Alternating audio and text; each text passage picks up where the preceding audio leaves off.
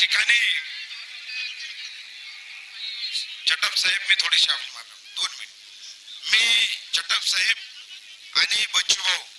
या बच्चू भाऊनी जे काही बऱ्याच दिवसापासून आंदोलनाचा लढा उभारला मी फक्त एक वकील आहे आणि न्यायालयाने जे निर्णय दिला त्याबद्दल मी सत्सद विवेक बुद्धीवर बोलणार आहे कारण न्यायालयाने दिलेला निर्णय हा सत्सद विवेक बुद्धीचा असतो बच्चू भाऊनी माझ्या अगोदर त्या बाबतीत बोललेले आहेत मला एवढंच म्हणायचं की माननीय बच्चू भाऊ कडू यांचा लढा मागच्या 8 महिन्यापासून चालू आहे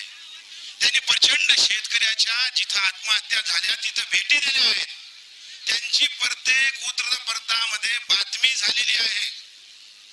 8 दिवस ते उपोषणाला होते त्याची सुद्धा बातमी झालेली आहे वेगवेगळ्या ठिकाणी पोरगा मेला आई मरण पावली याची सुद्धा आत्महत्या करूनची बातमी झालेली आहे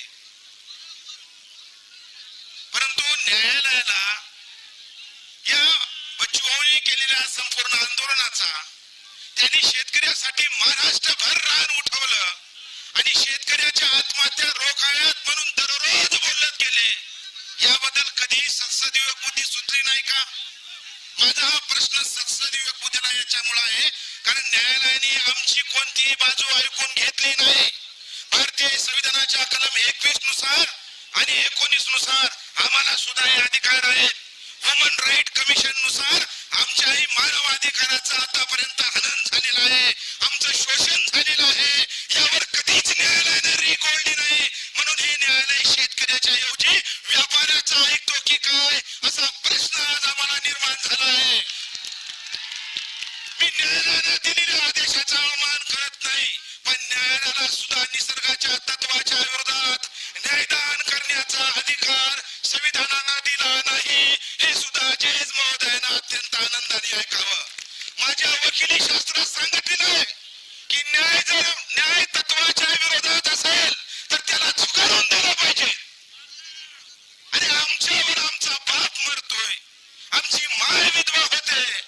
बच्चू भाऊ काय घरची संपत्ती वाढवण्यासाठी अडाणी आमदानी आणून ठेकेदारासाठी आंदोलन उभा केलं नाही त्यांना ठेका मिळाला नाही म्हणून हे आंदोलन उभा केलं नाही अरे आमच्या शेतकरी दररोज मरतोय आमचा दिव्यांग मरतोय यस आणि आमच्या भाऊ मागच्या मी याच उच्च न्यायालय नागपूर या ठिकाणी एक रीट दाखल आहे शेतकऱ्या संदर्भात कारंजाची शेट्टी साहेब या ठिकाणी 22/2000 मध्ये कारंजा उत्पन्न बाजार समितीमध्ये 24 लाखाचं माल विकून व्यापारी हा पैसे न देता पळून गेला ER कडे केस गेली DDR कडे केस गेली निकाल शेतकऱ्याच्या बाजूने लावला त्याची बाजू मी मांडली आज रोजी तीच केस या उच्च न्यायालय खंडपीठ नागपूर मध्ये दाखल आहे अरे 23 पासून माझ्या शेतकऱ्याला न्याय मिळाला नाही मिळाला न्याय पण माझा बच्चू भाऊ आज शेतकऱ्यासाठी लढतोय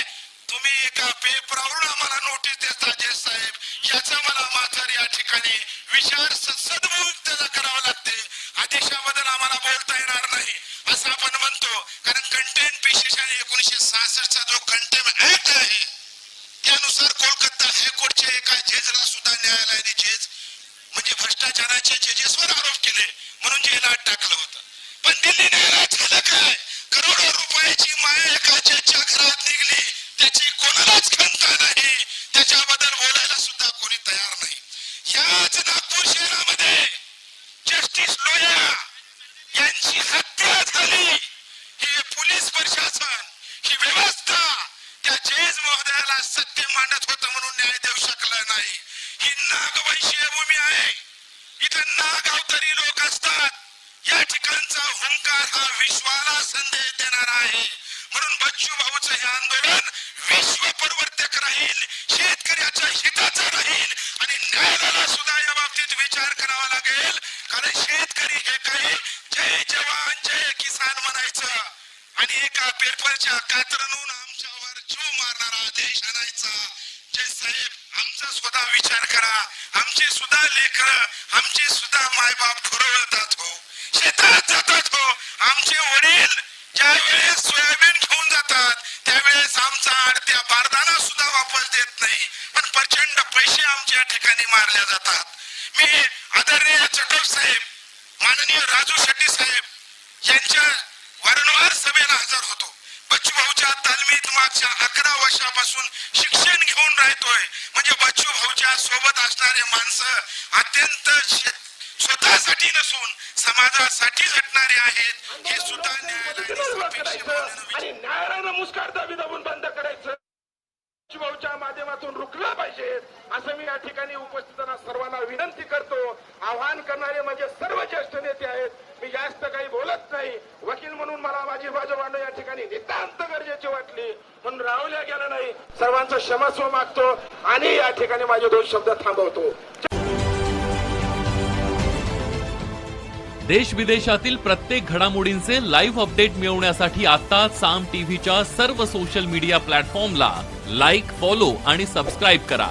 तसंच सर्व नोटिफिकेशनसाठी बेल आयकॉन प्रेस करायला विसरू नका.